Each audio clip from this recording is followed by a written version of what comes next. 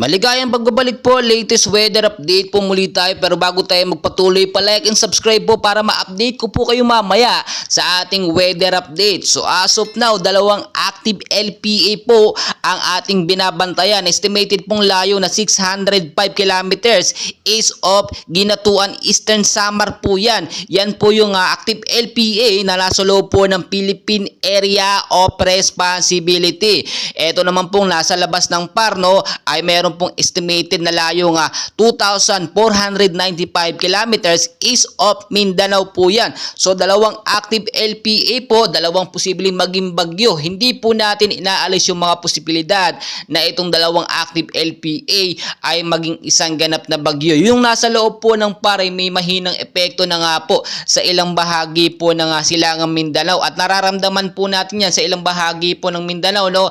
Although sa Luzon po wala naman masyado dahil medyo malayo, pero posible po yan dumaan doon kapag diretsahan ng nakapasok sa ating Philippine Area of Responsibility. As of now, mahina din naman at apektado pa rin tayo, especially ng easterlies, northeast monsoon, shear line na siya naman tumatama, nagbibigay ng pag-uulan sa ilang bahagi ng Luzon, Visayas at Mindanao. Madalas po yan tuwing hapon at sa gabi. At yung sinasabi naman po natin na active LPA na nasa labas ng Paray, medyo malakas kung ikukumpara natin dito sa loob ng par natin na LPA. Yan as of now, nasa 30 to 35 kilometers per hour yung lakas po ng active LPA sa labas po ng Philippine Area of Responsibility. Pa-northwestward ang kilo sa bilis naman po na 10 kilometers per hour. So tulad po ng aking sinasabi, no, maging I am ready po tayo. Biglaan din po ito at very unexpected talaga. So hindi po natin malalaman kung ito nga po ba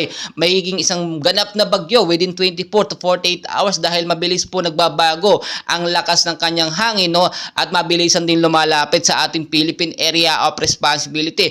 Kung ito naman pong active LPA sa loob ng Paray, hindi maging isang ganap na bagyo, asahan nyo pong dadaan yan dito sa bandang Visayas at sa bandang Luzon at magbibigay ng medyo mahina lamang siguro na pag-uulan sa ilang bahagi po ng ating bansa dahil sa extension na rin ng active LPA nung nasa labas po ng PAR. Tulad ng aking sinasabi, maging I am ready po tayo at mag-ingat yung mababang lugar po sa Metro Manila na lagi pong binabaha. Ngayon pa lamang po, linisin na natin yung mga estero, mga kanal na laging nakabara yung mga basura, nagiging main cause nga po ng pagbabaha. At mag-ingat din po yung nasa matataas na lugar, especially sa bandang Mindanao, no? Kapag meron po tayong alert ng rainfall shower or mga localized thunderstorm, ugaliin pong umiwas sa matataas na lugar, yung mga landslide prone area dyan. Mag-ingat po kayo palagi dahil kapag lumambot ang lupa, expected po natin posibleng magkaroon po ng landslide. At kung may mga lakad naman po kayo tuwing hapon, no, or sa gabi, ugaliin po munang i-check ang lagay ng panahon. At kung importanteng lakad naman po, ugaliin na lamang magdala ng payong jacket o kaya naman po kapote panlaban po in case magkaroon ng malakas na pag-uulan.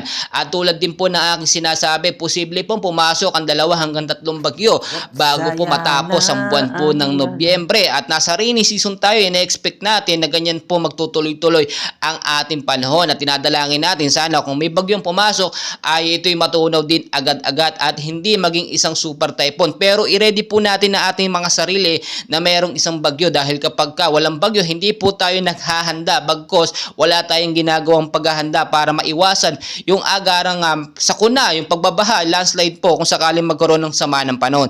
So patuloy ko po kayo i-update and please pakiusap po, no, huwag niyo pong kalimutan mag-like and subscribe bilang suporta at para ma-update ko po kayo mamaya sa lagay ng ating panahon. Maraming salamat po.